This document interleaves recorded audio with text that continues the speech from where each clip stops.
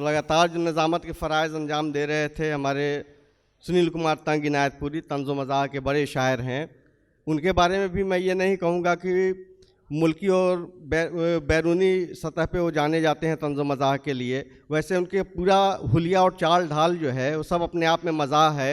तो उनको मैं दावत सुखन देता हूँ एक शेर के साथ कि तेरी ज़िंदगी है टमटम मेरी ज़िंदगी खटारा, तेरा हुस्न है टमाटर मेरा इश्क है छुहाड़ा। श्री सुनील कुमार तंग। मौलाना थोड़ी देर बैठ जाइए, अभी एक शायरा और बाकी है। बैठ जाइए, अभी एक शायरा और बाकी है, सुन के जाइए।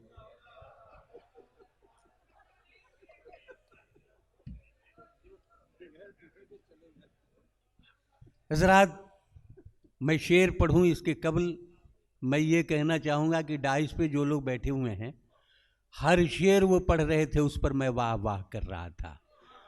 अब कर्जा वसूलने का वक्त है। दोस्तों, जब भी मैं बेतिया में कलाम पढ़ता हूँ तो बहुत दिनों बाद बेतिया आया भी हूँ, लेकिन मेरा यार मंजर सुल्तान कहीं न कहीं मुझे याद आ जाता है। और एक बार मैं चाहता हूँ कि उसके नाम को याद करते हुए मैं कलाम पढ़ूँ। क्या वो दिन हुआ करते थे जब आप तमाम लोग होते थे और मंजर सुल्तान की रहनुमाई में ये मुशायरा होता था। आज मैं तंज़ो मिज़ाह की शायरी पढ़ने के लिए खड़ा हूँ। चाहता हूँ कि वो मूड आप बनाएं और उसी तरह सुने। ये शायरात को सुन रहे थे, इनका कोई ख़ास मैं ये समझता हूँ कि कब ये क्या कह लें क्या सुन लें। हालांकि इन लोगों ने बहुत अच्छा पढ़ा है, लेकिन ये शायरात जो होती हैं, मुझे एक किस्सा याद आता है कि साड़ी की दुकान पे ये जाती हैं और एक एक को निकाल के देखती हैं, और जब तक कि पूरा बंडल इकट्ठा नहीं हो जाए एक साड़ी वो पसंद नहीं कर पाती हैं। एक लड़की की देखौकी हो रही थी। लड़के से पूछा गया कि लड़की पसंद है? उसने कहा कि हाँ, ये लड़की मुझे पसंद है। लड़की से पूछा गया तो उसने कहा कि इसी रंग का 2-3 और डिजाइन का दिखाइए।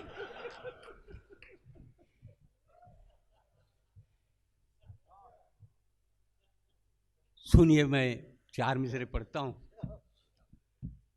अर्ज किया है कि लगता है इस सदी का नया देवता हूं मैं। लगता है इस सदी का नया देवता हूं मैं। कुछ सोच कर हुआ है ये एहसास दोस्तों। लगता है इस सदी का नया देवता हूं मैं। कुछ सोच कर हुआ है ये एहसास दोस्तों। और लोगों ने ढूंढ ढूंढ के कमियां निकाल दी, बस खूबियां बची हैं मेरे पास दोस्तों। आज का दौर, आज की शायरी, आज हम जिस मरहले पर हिंदुस्तान में जहां खड़े हैं, 4-4 मिसरों में अपनी बात कहने की कोशिश करता हूं। मेरी शायरी के आगे पीछे कोई भूमिका नहीं होती है, आप तक पहुंचने की कोशिश इन्हीं 4 मिसरों में करता हूं, हाजिर करता हूं कि एक मंजिल के मुसाफिर हैं यकीनी हम तुम। एक मंजिल के मुसाफिर हैं यकीनी हम तुम, बस वहीं जाके ठहर जाएंगे जाते जाते। एक मंजिल के मुसाफिर हैं यकीनी हम तुम, बस वहीं जाके ठहर जाएंगे जाते जाते। है ये अलग बात है हम भूख से मर जाएंगे, तुम भी मर जाओगे इस मुल्क को खाते खाते। तुम भी मर जाओगे इस मुल्क को खाते खाते। ये 4 मिसरे भी पढ़ता हूं, हाजिर करता हूं कि हम हैं गरीब फिर भी कहां छूट रहे हैं। हम हैं गरीब फिर भी कहां छूट रहे हैं। जिनसे लिए थे कर्ज हमें कूट रहे हैं। हम हैं गरीब फिर भी कहां छूट रहे हैं। जिनसे लिए थे कर्ज हमें कूट रहे हैं। और जो लोग लोन बैंक से लेकर हुए फरार, लंदन में जिंदगी के मजे लूट रहे हैं। लंदन में जिंदगी के मजे लूट रहे हैं। मजा आया? ये 4 मिसरे पढ़ता हूं कि वफा को मैं जफा लिखूं, जफा को मैं वफा लिखूं, वफा को मैं जफा लिखूं, जफा को मैं वफा लिखूं, और सुलगती धूप की किरणों को सामन की घटा लिखूं। हम मेरी मजबूरियों को तू जो चमचा नाम देता है, बता इस दौर में मैं ये नहीं लिखूं तो क्या लिखूं?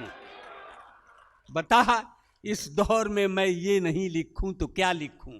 आइए हजरात, मैं छोटी छोटी नज़में पढ़ता हूं, एक हिंदुस्तान के नाम और एक सीवान के नाम, 2 तज़मीन पढ़ता हूं। एक तज़मीन यूं कि फिरदौस में किसी दिन गालिब चचा ये बोले, फिर अरे चचा आप कहाँ थे? बहुत सालों बाद मुलाकात हुई है, कैसे हैं? ठीक है ना? फिरदौस में किसी दिन गालिब चचा ये बोले, कितना है खूबसूरत फिरदौस का नज़ारा।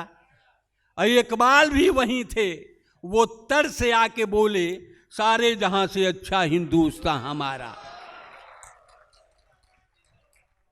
आजादी हुकूमत का देखिए नजारा, और रहने को घर नहीं है सारा जहां हमारा। और उल्लू के सामने अब चलती नहीं है अपनी, हम बुलबुले हैं इसकी ये गुलसिता हमारा।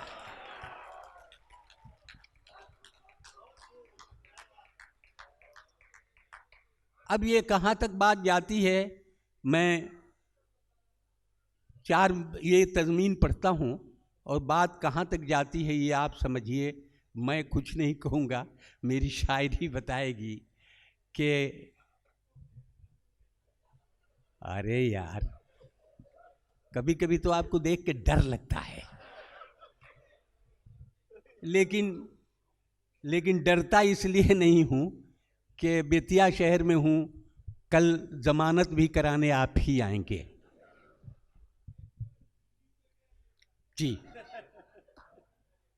सर से बांधा था जिसने कफन साथियों, सर से बांधा था जिसने कफन साथियों, ऐसे नेता का देखो वचन साथियों। जंग जिस दम छिड़ी कह के यूं चल दिया, अब तुम्हारे हवाले वतन साथियों, अब तुम्हारे हवाले वतन साथियों।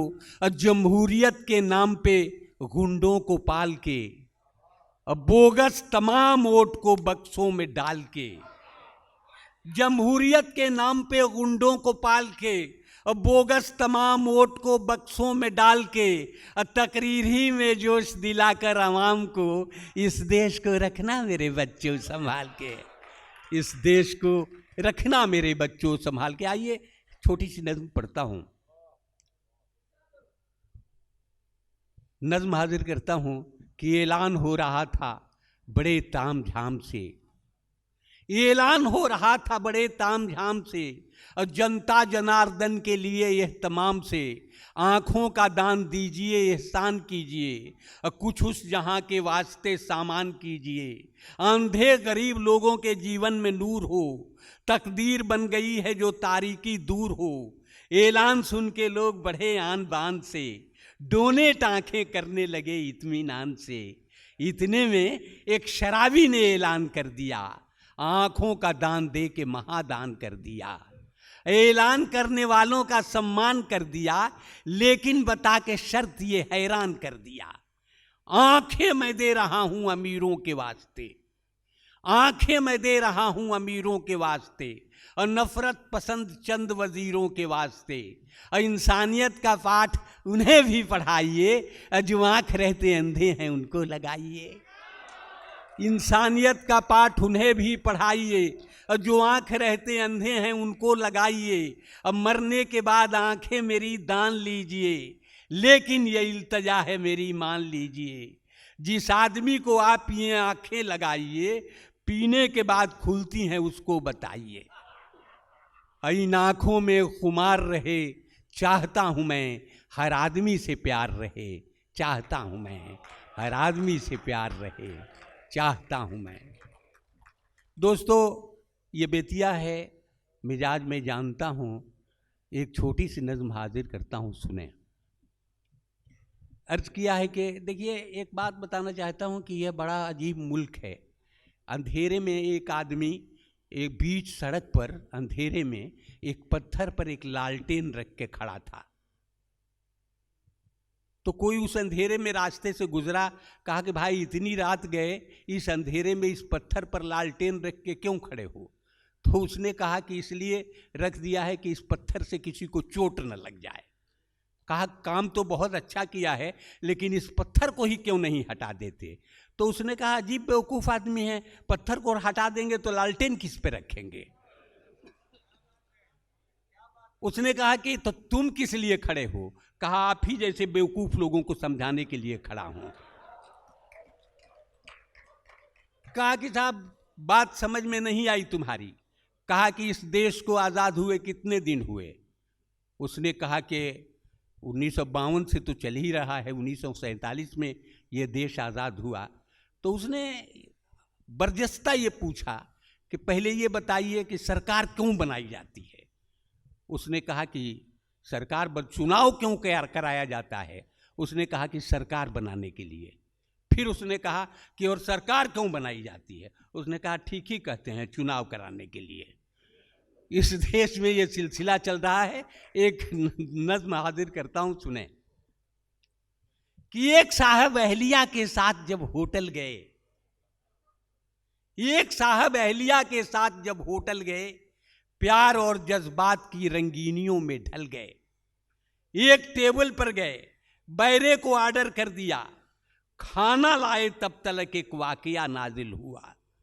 आ गई एक शोक लड़की, गुलबदन थी फुलझड़ी, जैसे कोई हुस्न की मलका हवाओं पर चढ़ी।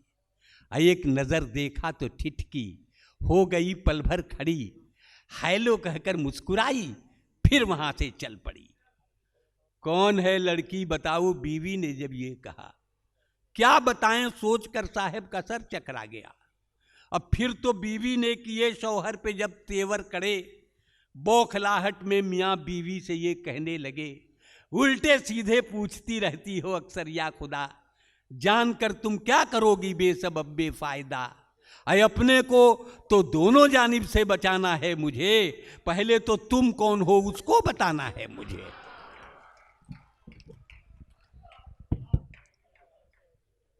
और एक छोटी सी नज्म के साथ, मैं जानता हूं कि वक्त आप लोग भी किस तरह जहर मार करके सुन रहे होंगे, इसका अंदाज़ा मुझे है।